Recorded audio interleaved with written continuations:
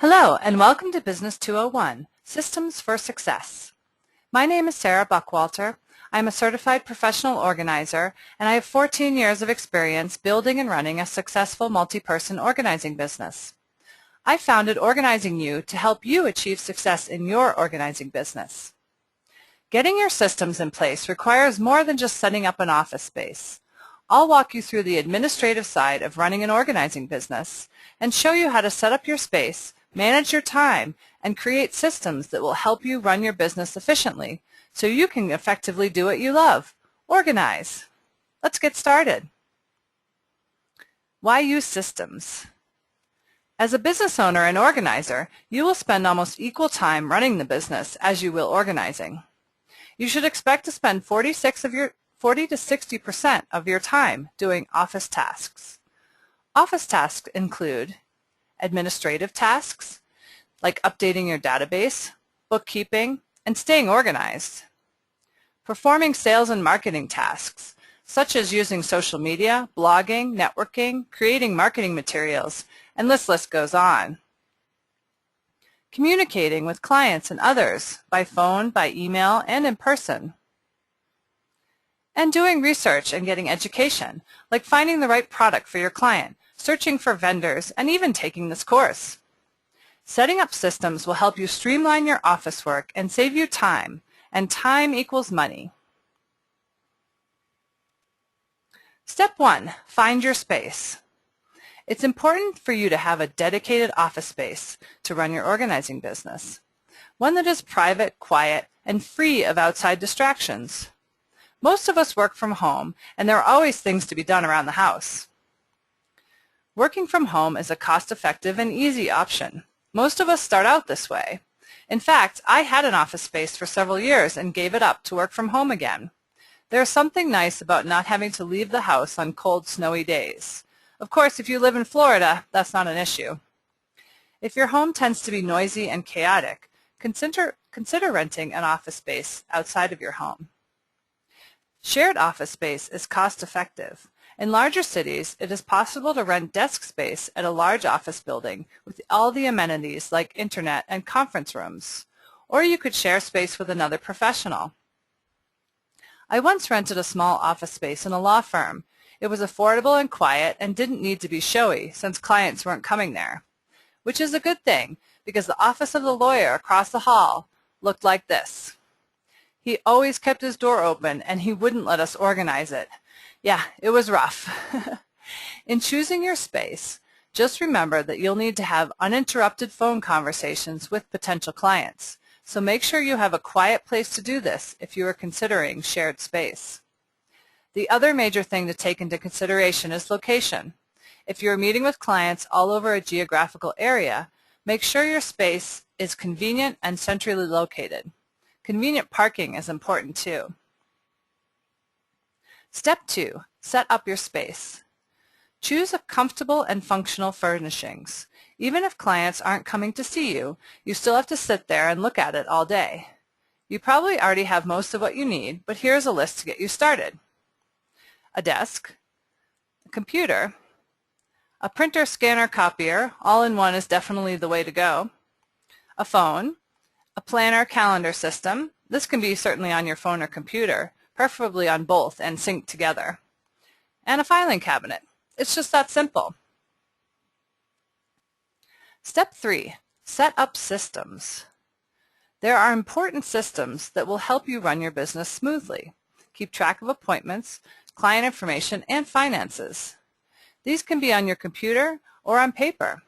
I recommend keeping everything digital, but whatever you do, do what works best for you.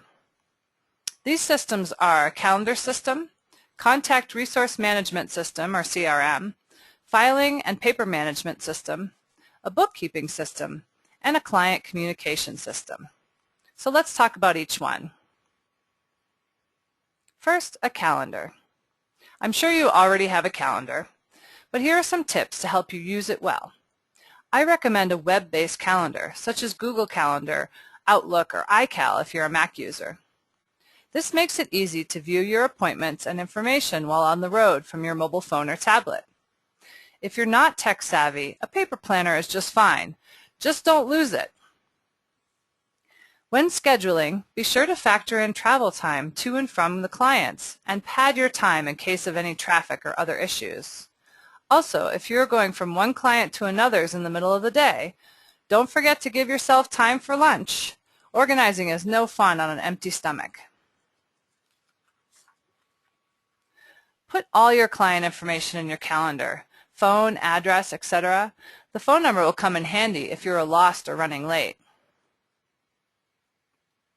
And use a system to differentiate personal appointments and business appointments. In an electronic calendar system, you can set up different calendars within the same portal. Then choose a different color for each calendar. If you're using a paper calendar, use a highlighter to differentiate.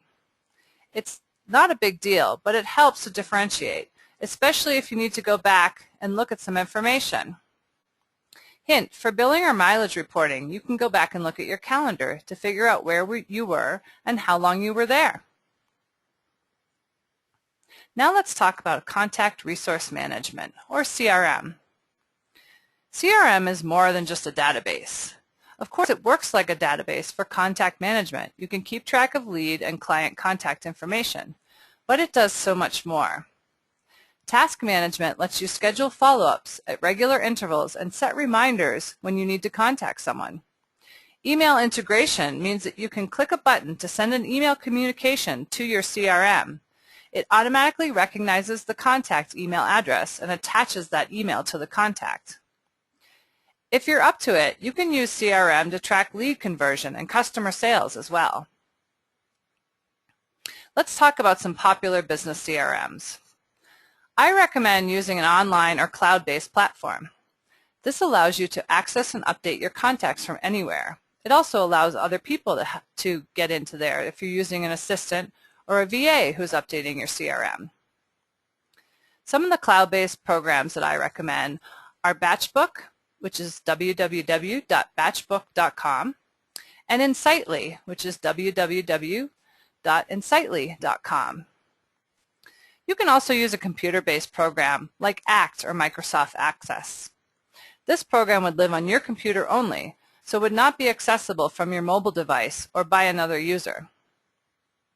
To make any contact management system work for you, you need to put in time to it.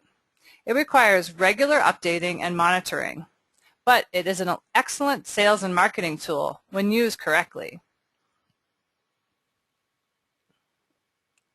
Next, create a filing and paper management system. I really don't like to file. I do it all day for clients, and I don't want to do it when I'm in my office. If you feel the same way, or even if you love to file, I highly recommend you purchase a scanner. This will reduce your paper clutter greatly, but also make it much easier to find and retrieve information as you need it. When it comes to receipts, the scanned version is okay with the IRS. I personally use NeatDesk, which helps you organize and categorize papers and receipts. It's so much quicker than a traditional printer scanner. With the help of scanning, I've gotten my filing system down to a half of a filing box. Also, I have my electronic files backed up, so there is no chance of losing information. Now set up a filing system. Pretend you're the client. What would you do for them? Come up with naming guidelines. Date first, name first. It is important to be consistent to be able to retrieve items later. You will have a combination of paper and electronic items to file. Even if you want to go paperless, there are always some papers you'll need to keep on file, such as tax and legal papers. Be sure to mirror your electronic and paper systems. With a mix of both, it will save you so much time if you mirror your two filing systems.